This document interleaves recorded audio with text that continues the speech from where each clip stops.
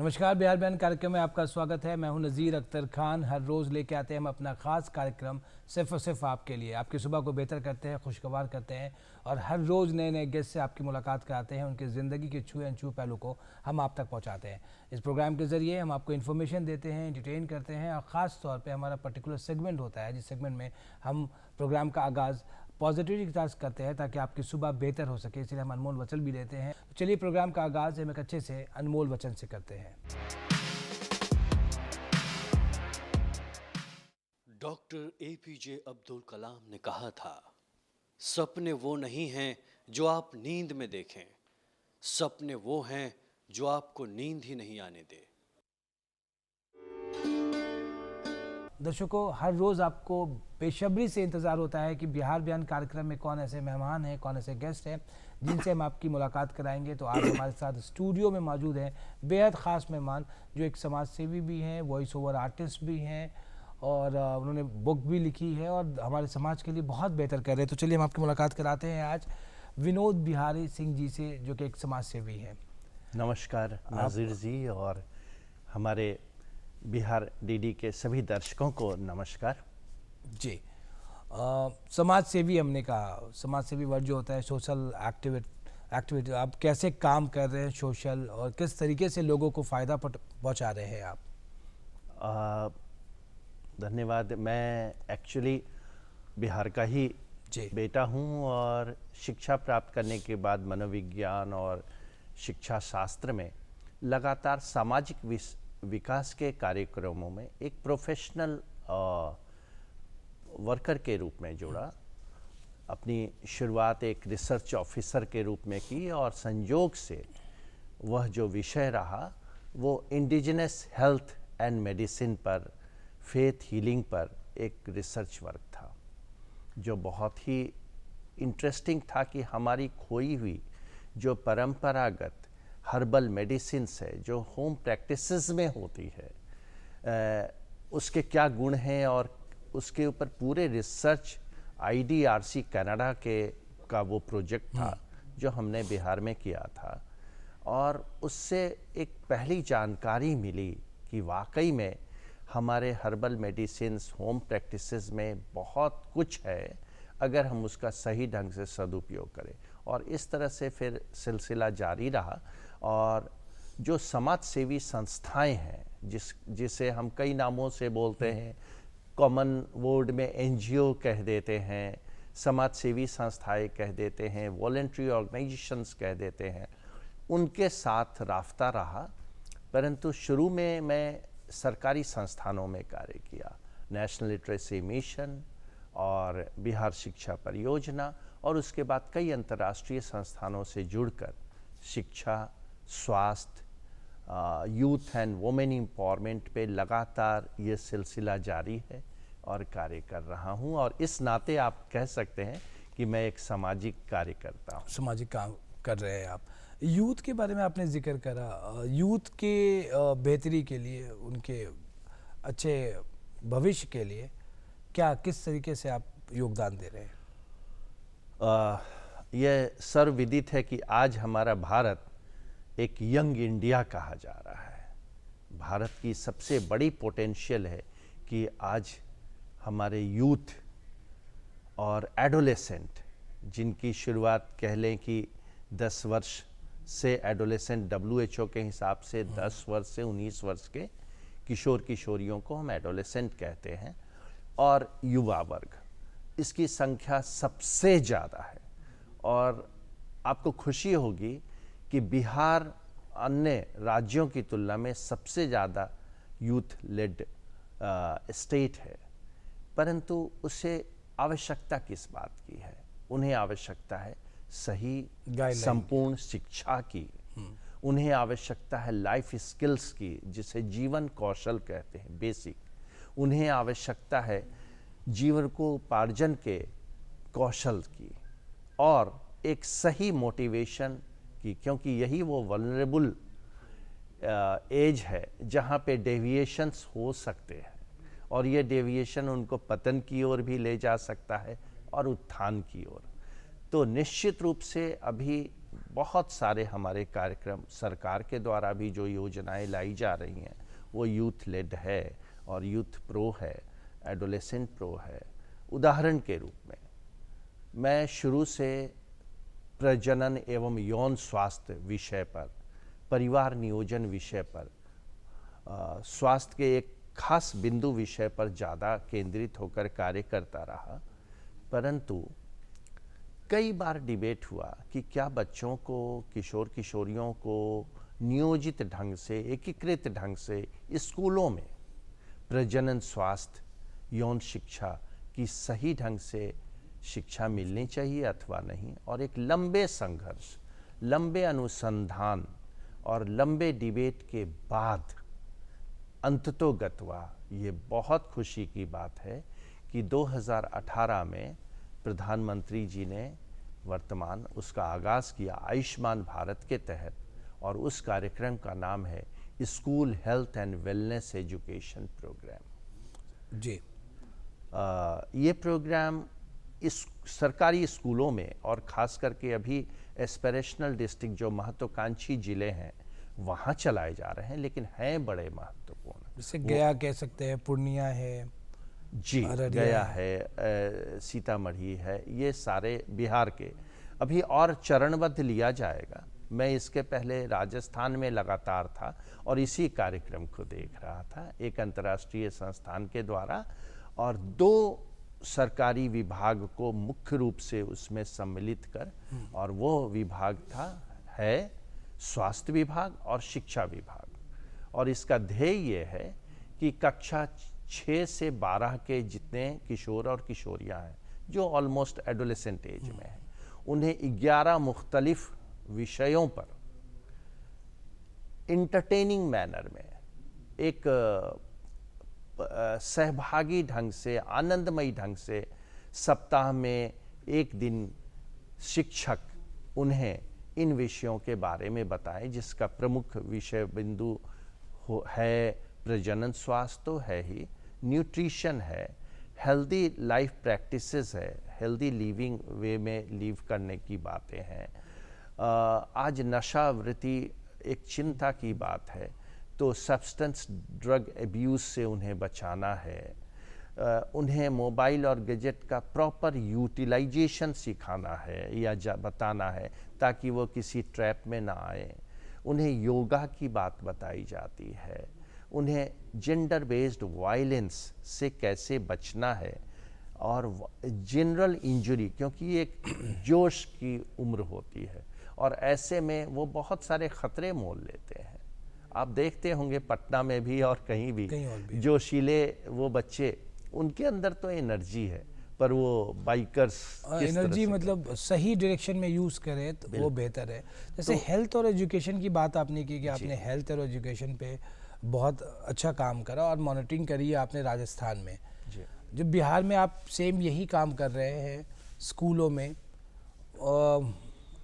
Urban areas और rural areas में भी जाना होता होगा आपको, ख़ास तौर पे जब बच्चों को क्लासेस लेते हैं, उन्हें बताते हैं ये इन्फॉर्मेटिव बातें, जैसे आपने कहा कि अपने एनर्जी को वेस्ट नहीं करें या फिर सेक्सुअल उन चीज़ों को, तो उनका रवैया कैसा होता है, कितना वो इंटरेस्ट लेते हैं और कितने क्लासेस डिपेंड करते हैं, कितना वक्त देते हैं आप लोग के? गवर्नमेंट बहुत सारी स्कीम चला रही है, उसके तहत आप मौका दे रही है लोगों को, तो क्या उसके के लिए एक पर्टिकुलर क्लास है या आर्ली सेट कर रखा है कि नहीं 1 घंटे ही हर जगह ऐसे बताया जाएगा गवर्नमेंट स्कूल में?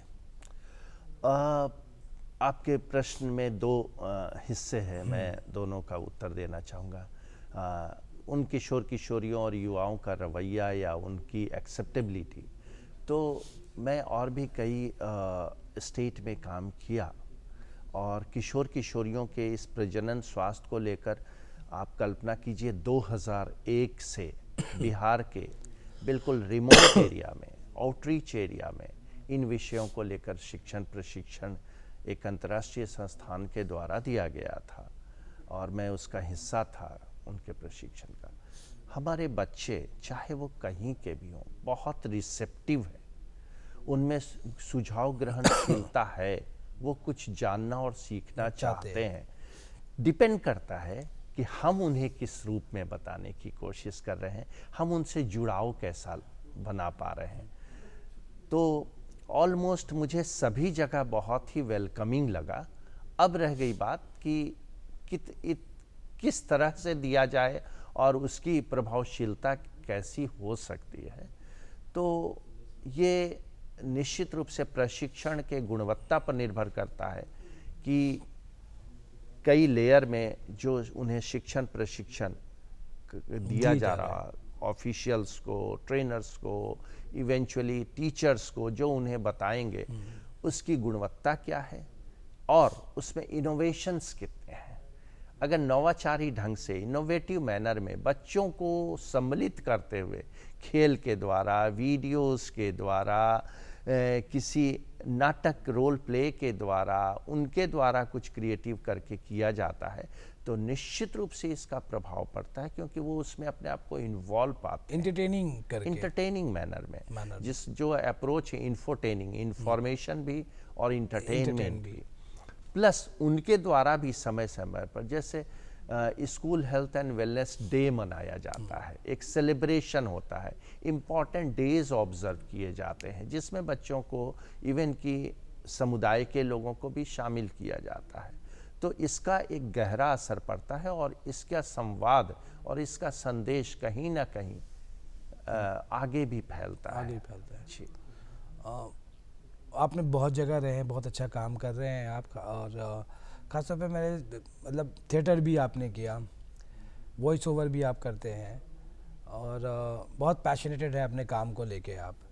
तो अभी और क्या प्लानिंग है आपकी, और क्या बेहतर करना है और किस किस चीज़ों को और आगे ले जाना है और समाज के बेहतरी के लिए? देखिए, मैं जिस प्रोफेशन में हूँ as a social development professional, और उसमें भी संयोग से एक कंसेप्ट है बिहेवियर चेंजिंग कम्युनिकेशन। एक ऐसा कम्युनिकेशन की वो विधा और वो तौर तरीके जिससे नकारात्मक चीज़ों से सकारात्मक विषय और व्यवहार के प्रति लोगों को मोड़ा जा सके। क्योंकि आज समाज में दो तरह की चीज़ें हैं, जो सकारात्मक चीज़ें हैं उसे तो और आगे बढ़ाना है, पॉजिटिव चीज़ों को बढ़ाना है, लेकिन जो नकारात्मकताएं हैं, चाहे हमारी वो रूढ़ियों में, हमारी परंपराओं के कारण आया हो या कोई सामाजिक कुरीति है, उससे पॉजिटिव दिशा में। उदाहरण अगर ले लें, मान लीजिए नशावृत्ति, तो ये तो एक नकारात्मक चीज़ हुई। अब उससे हम कैसे बिहेवियर चेंज करें, उसको लेकर के व्यक्ति का, समाज का, परिवार का, तो एक बिहेवियर चेंज कम्युनिकेशन एक की बहुत ज़्यादा ज़रूरत है। और मैं एक बिहेवियर चेंज कम्युनिकेटर के रूप में कई अंतर्राष्ट्रीय संस्थाओं में कार्य किया। उस नाते हमें जो लगता है कि यह कार्य तो होते ही रहना चाहिए और वो कोई अकेला मैं नहीं कर रहा, हाँ। एक बहुत बड़ा दल है जो जाने और अनजाने, जैसे आप भी, मीडिया हमारी एक बहुत स्ट्रॉन्ग मैसेंजर है। आज सुबह आपने एक पॉजिटिविटी के साथ शुरुआत की, कलाम साहब की अनमोल वचन को लेकर, रूस को लेकर, कैंसर को लेकर, तो यह एक अवेयरनेस है। अवेयरनेस बहुत ज़रूरी है, सेंसिटिविटी बहुत ज़रूरी है, और paradigm shift negative to positive, तो वो तो मैं जब तक ईश्वर शक्ति देगा और क्षमता देगा, अवसर देगा, वो ढूंढ निकाल कर करूँगा ही करूँगा। परंतु आने वाले दिनों में जो मेरी सोच है और मेरी जो विज़न है कि मैं स्क्रिप्ट राइटिंग पे ज़्यादा तवज्जो दूंगा, ज़्यादा समय दूंगा। जो भी अनुभव गांव से लेकर लोकल टू ग्लोबल मैंने थोड़ा बहुत प्राप्त किया है, उसमें और संवर्धन, अध्ययन और अध्यापन के साथ स्क्रिप्ट राइटिंग अगर हम करते हैं, मान लीजिए किसी कोई छोटी एक डॉक्यूमेंट्री फिल्म भी बनती है, उसकी प्रभावशीलता व्यापक होती है, वो एक मास कम्युनिकेशन होता है। दो छोटे उदाहरण मैं देना चाहूँगा। वर्षों से माहवारी स्वच्छता और स्वास्थ्य को लेकर मैं मुख्तलिफ ऑर्गेनाइजेशंस के द्वारा कार्य कर रहा था, लोगों को अवेयर कर रहा था। एक झिझक थी, एक बहुत बड़ा टैबू था उस चीज कैसे को लोगों लेकर। को बताएं, कैसे जाके बताएं? उनके बीच उसका में। नाम भी लेना एक गुनाह जैसा लगता था। बहुत पहले की बात, मैं 3 दशक 2 दशक पहले की बात बता रहा हूँ। मतलब खुद असहज जैसा होता महसूस करते थे। आप याद कीजिए, एक फिल्म आती है पैडमैन, लोग अवेयर हो। ओवरनाइट, हाँ। और आज किसी की पलक नहीं झपकती है इस महत्वपूर्ण चीज के प्रति अपने आप को संवेदनशील करने में और सकारात्मक व्यवहार लेने में। तो यह एक प्रभावशीलता है मीडिया का, यह प्रभावशीलता है उस स्क्रिप्ट का जिसे अक्षय कुमार जी ने निभाया और लोगों तक पहुंचाया। गवर्नमेंट भी बहुत सारे स्कीम चलाती है, अवेयर्स प्रोग्राम चलाती है, इन्फॉर्मेटिव वीडियोस होते हैं, प्रिंट मीडिया, इलेक्ट्रॉनिक मीडिया के ज़रिए भी बहुत लोगों को अवेयर किया जाता है। ख़ासतौर पे रूरल एरियाज़ में जो महिलाएं रहती हैं उनको बताया जाता है, और उनको अवेयरनेस के लिए मैंने कहा, जैसे कि आपने फ़िल्म देखी, फ़िल्म देखने के बाद लोग अवेयर हो गए और लोग बहुत आसानी से उन चीज़ों को ले लेते हैं कि अब जागरूक हो गए। और आप एक पर्टिकुलरली गांव जाके उनको मैसेज देते हैं तो थोड़ा वो रहता है। गवर्नमेंट, आप भी बेहतर जानते हैं, गवर्नमेंट कोई अकेला, कोई अलग प्राणी तो है नहीं। जी, सही कह रहे हैं हम आप। ही और आप हैं। हम ही और आप लेकिन एक व्यापक प्रभावशीलता, और खास करके किसी भी अच्छे कार्य के लिए जब एक नीति निर्धारित होती है, एक नियम बनता है, एक लॉ में वो आता है और एक मास लेवल पे उसे इम्प्लीमेंट किया जाता है, तो एक बहुत बड़ा रोल समाज के बाकी विभागों का होता है, बाकी संकायों का होता है, चाहे वो मीडिया हो या हम जैसे सोशल एक्टिविस्ट हों। बात करते हैं कि मास लेवल पे लोगों को इन्फॉर्मेशन देना, गवर्नमेंट भी बहुत अवेयर है, गवर्नमेंट बहुत सारे प्रोग्राम्स ऑर्गेनाइज कराती है और जिसमें बताती है लोगों को, लेकिन आपका खुद के जाना, लोगों के बीच में जाके उन्हें उन टॉपिक पे बताना कि इससे महामारी हो सकती है, इससे बीमारी हो सकती है, इससे बचाव के लिए आप पैड का इस्तेमाल करें, ये चीज़ें थोड़ा आपके लिए मुश्किलें थी, चैलेंजेस थे? सिर्फ हमारे लिए नहीं, इस दिशा में जितने भी लोग लगे हैं उनके लिए ये एक चुनौतीपूर्ण तो शुरू में अवश्य रही। जो कम्युनिकेशन का तरीका होता है, आपका अगर इंटेंशन फेयर है और अप्रोच कल्चरल फ्रेंडली है, आपने अपने प्रोग्राम्स को अच्छे से डिज़ाइन किया है और आपकी डायलॉग्स, वार्ता जो कम्युनिकेशन है, टू वे है, तो निश्चित रूप से इस तरह की चुनौतियां दूर होती हैं। वरना इस तरह की चीज़ें सिर्फ सूचना बनकर रह जाती हैं, वो व्यवहार बदलाव में तब्दील नहीं होती है। व्यवहार बदलाव में तब्दील होने के लिए ज़रूरी है कि फेस टू फेस एक कम्युनिकेशन हो, एक राफ्ता सामने सामने बने, तो उसका प्रभाव किसी भी विषय को लेकर, केवल ज़्यादा इम्पैक्ट पड़ता है, उसका इम्पैक्ट पड़ता है। और फिर किसी भी बदलाव के लिए लगातार ट्रैकिंग ज़रूरी है, मॉनिटरिंग ज़रूरी है, फॉलोअप ज़रूरी है। सिर्फ हम जानकारी दे दें और उन्हें साधन सुविधा सेवा प्रदान ना कराएं तो फिर वो चीज़ ज्यों की त्यों रह जाती है, बल्कि वो उसका रिपरकेशन बुरा होता है।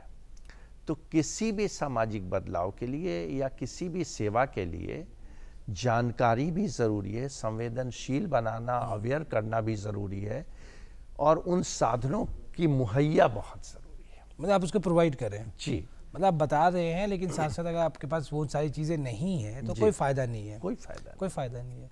आप प्रोवाइड नहीं कर रहे और बता के फिर ना फिर आप अब दोबारा जाके मॉनिटरिंग कर रहे हैं।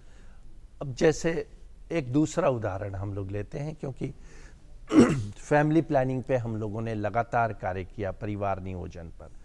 परिवार नियोजन का अर्थ परिवार का कल्याण है, अच्छा एजुकेशन, सारी चीज़ें, और परिवार को कैसे आगे प्लान करना है, ये कपल अपने से देयर लाइफ देयर डिसीजन वाली बातें होनी चाहिए।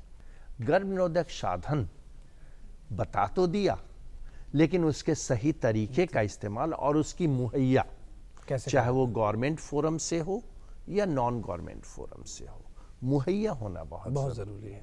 और फिर फॉलोअप, अगर उसमें कोई मिथ्स एंड मिसकॉन्सेप्शंस आते हैं, कहीं पर कोई रिपरकेशन है, तो उसका निदान और संधारण बहुत ज़रूरी है। मतलब एक उदाहरण, आधा अधूरा ज्ञान नहीं होना चाहिए, लैक ऑफ नॉलेज नहीं होना चाहिए।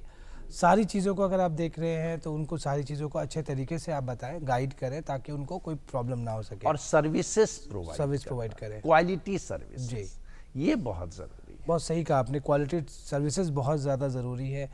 HIV और HIV पे प्रिवेंशन पे यूनेस्को से आपकी कहानी को बहुत वो मिला, मतलब क्या कहते हैं, प्रोत्साहन मिला आपको।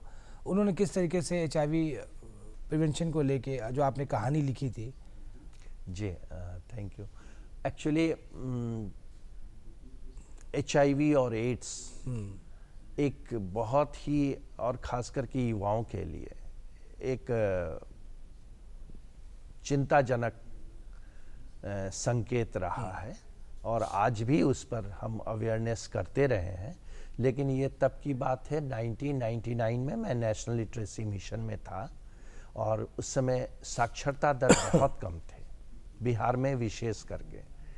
बिहार और झारखंड उस समय अनडिवाइडेड था, एक था।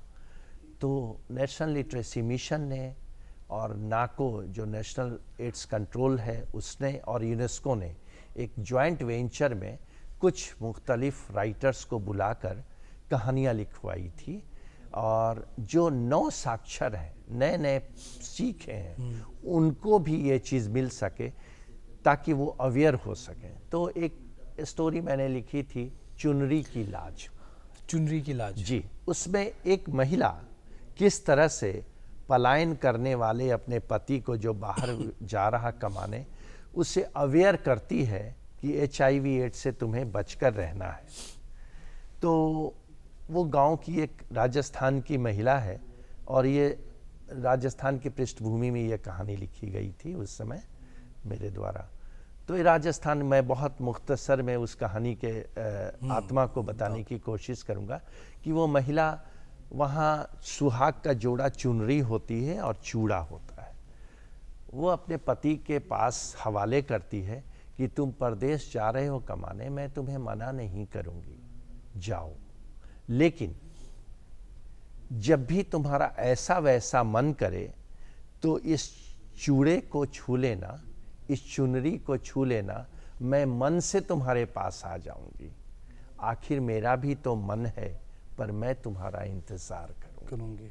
तो ये एक वुमेन एम्पावरमेंट भी था इसमें, कि only he will not be deprived, female also, she will also wait, and she also need the same things which you will expect, but don't go in negative manner. तो ये एक message था, और सच में वो लौट कर आता है, और उसके विश्वास को बचाए हुए कई बार डेविएशंस होता है, उनके दोस्त यार उन्हें कहीं ना कहीं प्रलोभित करते हैं, परंतु वह अपने उस विश्वास को बचाकर और अनप्रोटेक्टेड सेक्स से खुद को बचा करके वापस आता है। So that was the story. और कई वर्षों के बाद कहानियों की समीक्षा हुई उसकी प्रभावशीलता को लेकर, तो इस कहानी को यूनेस्को ने सराहा, और फिर उसका बंगला में रूपांतरण किया, ओढ़नियर लाज, ताकि वो स्प्रेड ज़्यादा हो। फिर इसी बिहार में शिक्षा मंत्री और यूनेस्को रिप्रेजेंटेटिव्स ने मुझे अवार्ड किया था। बहुत अच्छा काम है जब आप काम करते हैं, और आप काम करके समाज में बेहतरी के लिए कुछ मैसेज देते हैं, और आपके काम को हौसला अफजाई मिलती है और अवार्ड्स मिलते हैं, तो आप खुद भी अच्छा फील करते हैं, प्राउड फील करते हैं, और काम करने का जो ललक होता है वो और ज़्यादा बढ़ जाता है। एक जिम्मेदारी भी बढ़ जाती है कि यदि आपको सराहा जा रहा तो आपको 4 कदम और उस लेवल को मेंटेन करना होगा। एक और आपकी कहानी है माँ और बच्चों के हेल्थ को लेके। उस कहानी को शायद विदेशों में, ख़ास तौर पे मतलब पाकिस्तान में, उसी कहानी को लेके लोग थिएटर करते हैं और लोगों को मैसेज दिया जाता है, उसके बारे में आप बताएं।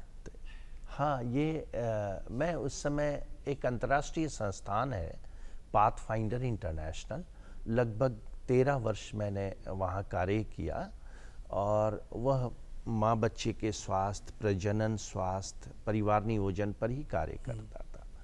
तो ये मैंने जो स्टोरी लिखी थी, अजीब इत्तेफाक है कि मैंने उस समय जो भी शीर्षक और कैरेक्टर का नाम डाला था, बड़ा कॉमन डाला था, जो हिंदू मुस्लिम मतलब रिलीजियस फ्री था, नहीं कह लीजिए, फ्रेंडली था।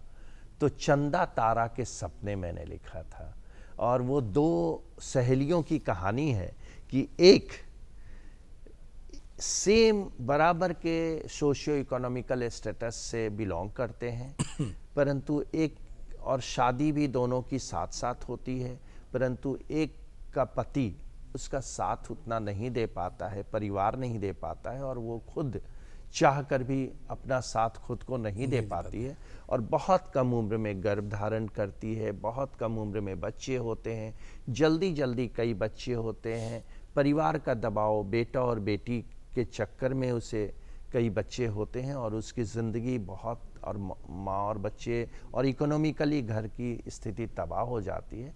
लेकिन दूसरी तरफ जो चंदा है वो समझदारी से काम लेती है, उसका बेटा, उसका पति उसका साथ देता है, वो कुछ पढ़ती है, रोजगार करती है, और सही वक्त पर अपने पहले और दूसरे बच्चे को लाती है, इकोनॉमिकली और वेलबींग होती है। तो इस स्टोरी को और इस पूरे के पूरे जो एक प्रचार प्रोजेक्ट करके परिवार नियोजन पर कार्य किया गया था और रिप्रोडक्टिव हेल्थ पर बिहार में, जिसकी काफ़ी सराहना ग्लोबली हुई, तो उसकी ट्रेनिंग देने के लिए सिंध, पंजाब, पाकिस्तान और पाथफाइंडर वहाँ के लोग मलेशिया आए थे, क्योंकि थोड़ी दुश्वारियाँ थी, हम वहाँ नहीं जा सकते थे, वो यहाँ नहीं, वीज़ा प्रॉब्लम। तो वहाँ इस ट्रेनिंग को दिया, तो उन्होंने जो मॉड्यूल मैंने प्रशिक्षण का लिखा था वो तो अडॉप्ट किया ही किया, इस स्टोरी को ख़ास तौर पे अडॉप्ट किया, और उन्होंने वहाँ जो महिलाओं का हेल्थ मेला लगता था उस पे उन्होंने इसी स्टोरी का स्टेज शो शुरू किया, और नाटक जी, और उसका नाटक शुरू किया, और उसका बहुत अच्छा प्रभाव पड़ा। बाद में उन्होंने एक प्रशंसा पत्र फोटो वगैरह के साथ भेजा था, तो दिल को खुशी हुई कि अगर आपके संवाद और आपका इंटेंशन अच्छा है तो कोई सरहद, कोई सीमा आपको रोकती नहीं है, मानवता तो फैलती रहती है। सही बात। अगर आप अच्छा काम कर रहे हैं और लोगों को मैसेज दे रहे हैं, एक मास लेवल पे मैसेज दे रहे हैं, तो आपके काम को अप्रिशिएशन भी मिलता है और खुद भी अच्छा लगता है। अगर मैं बात कर लूँ आपके शुरुआती दौर की, मतलब आप रहने वाले बिहार से ताल्लुक़ रखते हैं, कुछ हर बच्चों का एक सपना होता है कि मैं इस फील्ड में जाऊं, मैं इस फील्ड में अच्छा करूं, और माँ बाप का भी ख्वाब होता है कि हमारे बच्चे डॉक्टर बने, इंजीनियर बने। आपका क्या सिनेरियो था उस दरमियान? आपका कुछ सा इंटरेस्ट इस फील्ड में आना? फैमिली बैकग्राउंड की अगर हम बात कर लें। मुझे बहुत बड़ा विज़न लेकर मैं नहीं चला था, बहुत साफगोई से बताना चाहता, लेकिन शुरू से एक इच्छा तो ज़रूर थी कि मैं शिक्षक बनूंगा, और अगर प्राइमरी स्कूल में भी शिक्षक बनूंगा तो इतनी अच्छे ढंग से पढ़ाऊंगा कि उस समय बस एक ही चीज़ दिखाई देती थी कि प्रेसिडेंट ने टीचर्स को अवार्ड दिया, और जिनके नाम से शिक्षा दिवस मनाया जाता है, राधा कृष्णन जी, वो खुद एक शिक्षक थे, राष्ट्रपति थे। तो ये एक ड्रीम में मुझ में ज़रूर था, और उसी कारण मैंने शिक्षा शास्त्र को भी ज्वाइन किया। लेकिन उसके बाद मैं सोशल डेवलपमेंट फील्ड में अपने शिक्षकों के कहने से और उनकी थोड़ी प्रेरणा से आया, और फिर रास्ते निकलते गए, और अभी तक उस दिशा में चल रहा हूँ। निश्चित रूप से परिवार वाले चाहते थे कि मैं शायद साइंस का स्टूडेंट भी रहा था, साइंस लेकर आगे बढ़ूँ, इंजीनियर बनूँ, डॉक्टर बनूँ, लेकिन मुझे साइकोलॉजी बहुत अच्छी लगती थी। मानव व्यवहार को समझना और मानव व्यवहार में बदलाव लाना, वो एक कहीं ना कहीं एक फितरत कह सकते हैं, फितरत में शुमार था। जी। विदेशों में जाके कुछ आपने कोर्सेज करे, पढ़ाई करे, फिलीपीन भी जाना हुआ आपका? हाँ, और वैसे तो मैं एक बहुत ही हम्बल बैकग्राउंड से बिलोंग करता हूँ, तो बल्कि वो मेरे लिए खुशकिस्मती रही कि मैं जो गांधीयन बेसिक स्कूल्स होते थे, जहाँ आपको सिर्फ किताबी शिक्षा नहीं दी जाती थी, जीवन की कई शिक्षाएं मिलती थी, चाहे वो गार्डनिंग हो, प्ले हो, सपोर्ट हो, हैंडीक्राफ्ट्स बनाने हो, इस तरह वाली पढ़ाई में मैं रहा। तो लेकिन पढ़ाई के बाद जब जॉब में आया, जॉब के दौरान मुझे एक फेलोशिप मिली जो Indian institute of international institute of education IIE से लीडरशिप की।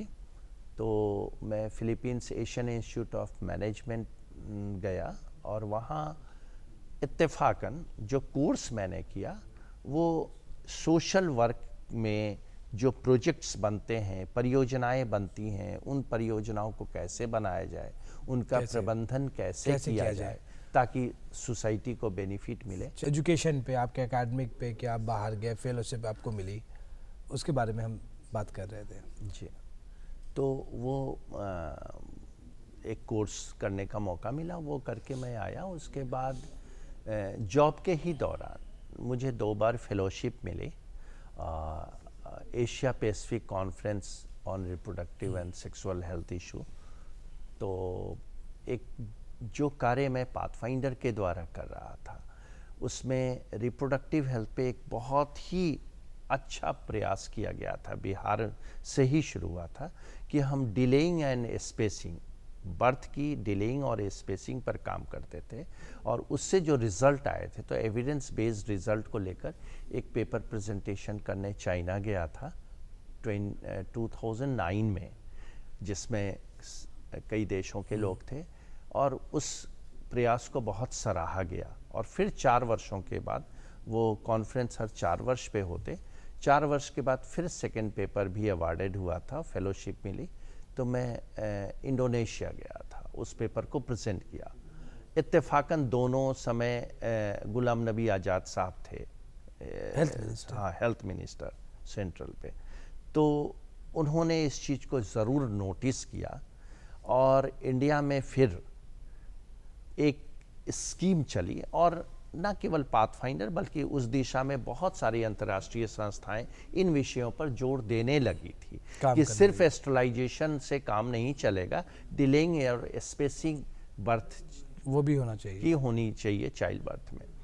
तो एक स्कीम आई, आदर्श दंपति योजना, और बड़ी खुशी होती है कि हम जैसे जो समाज सेवी संस्थाएं होती हैं वो छोटे छोटे प्रयास करती हैं और गवर्नमेंट के साथ मिलकर उस चीज़ को आगे बढ़ाती हैं, और गवर्नमेंट उस चीज़ को नोटिस करता है। तो 2 चीज़ तो मैंने अपने सामने देखा कि 2001 में जो एडोलेसेंट के लिए रिप्रोडक्टिव हेल्थ, फैमिली प्लानिंग पर ट्रेनिंग हम लोग देते थे, आज सिर्फ वही कंपोनेंट नहीं, और भी कंपोनेंट लेकर school health and wellness education programme government ने शुरू किया।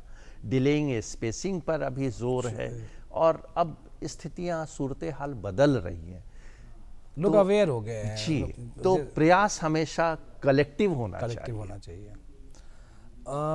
मैंने सुना कि आपको कविताएं लिखना भी बहुत पसंद है, और आपकी खुद की कविताएं लिखी है। हमारे दर्शकों को अगर आपकी खुद की कोई जो आपकी पसंद फेवरेट वन कविता है जो हमारे दर्शकों को सुनाना चाहते हो आप?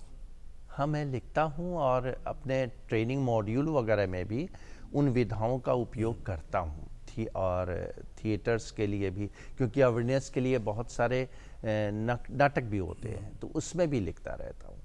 तो एक अगर मैं सही ढंग से याद कर पाऊँ तो सुनाने की कोशिश करता हूँ। माना कि निराशाओं का मरुस्थल है नितांत, पर होगी इसी बीच आशाओं की झील कहीं शांत। जानता हूँ नहीं होता दुखों का कभी अंत, पर सुख भी बैठा होगा यहीं कहीं जीवंत, पर सुख भी बैठा होगा यहीं कहीं जीवंत। निराशाओं से मानकर हार नहीं करते प्रयासों का अंत, नफरतों से मानकर हार नहीं करते प्यार का अंत। नभ के आंचल का भी तो नहीं होता अंत, हमारे भ्रम है मानते क्षितिज है उनका अंत। तो फिर क्यों न मान लो प्यार और कोशिश को अनवरत अनंत, एक भ्रम ही सही तक जीवन के अंत, एक भ्रम ही सही तक जीवन के अंत। बहुत कविता में भी बहुत मैसेज छुपा है, और ख़ास तौर पे लोगों को अवेयरनेस वाला ये मैसेज है। और अगर हम बातें करते हैं कुछ ऐसी चीज़ें जो आप हमारे दर्शकों को बताना चाहते हो, कुछ ऐसा आपको लग रहा हो कि कुछ चीज़ें छूट रही है, जो आपके प्रोग्राम्स हो, आपके कुछ ऐसे काम हो जिसको आप करना चाहते हो? आज आपने सुबह में शुरुआत की रोज़ डे से, कहीं ना कहीं प्रकृति की चर्चा की, तो 4 लाइन में मैं अपने उस विज़न को ज़रूर बताना चाहूँगा, और वो भी एक शायद कविता नहीं कहूँगा पर अभिव्यक्ति ज़रूर है कि पतझड़ की पीड़ा सहने के बाद टहनियों ने जन्म दिया है नए कोपलों को। हर टहनी मुस्कुरा रही है लाल कोपल वाले होंठों से। उन्हें आशा है छा जाएंगे ये कोपल चंद दिनों में, फिर मेरी एक पूरी छाया बनेगी। जो पंछी छोड़ चले गए थे मुझे देकर एक सूनापन, वह पुनः आएंगे मेरे पास। मेरी सूखी टहनियों को ही उठा डाल देंगे एक नीड़ मेरी गोद में, फिर जन्म होगा नई चिड़ियों की चहचहाहट का, नई चिड़ियों की चहचहाहट का। नज़ीर जी, मैंने अभी तो लगातार एक लर्नर के रूप में कुछ सीख रहा हूँ, कर रहा हूँ, और समाज से और प्रकृति से ज़्यादा कोई शिक्षा आपको नहीं दे सकता। मैंने एक ही चीज़ सीखा है, और ख़ास करके इस कोविड के बाद लोगों ने भी सीखा है, और ये इसके ऊपर मैं बिल्कुल कायम हूँ कि प्रकृति और संस्कृति से यदि आप जुड़ जाते हैं हाँ। और आप में मानवीय संवेदनशीलता हर शय के प्रति आ जाती है, यकीन मानो 50% प्रॉब्लम्स अपने आप धीरे धीरे दूर होंगे।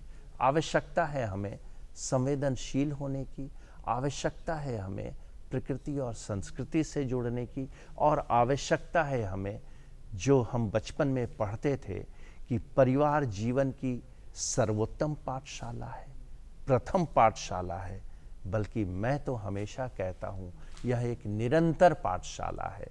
हमें अपने परिवार को फिर से जोड़ना होगा, परिवार में वो संस्कृति सीखने सिखाने की बनानी होगी। और जिस नेशनल कैरेक्टर की बात इस बार प्राचीर से प्रधानमंत्री जी ने 15 अगस्त को कही थी, मैंने अपने स्टूडेंट लाइफ में इस टॉपिक को पढ़ा था।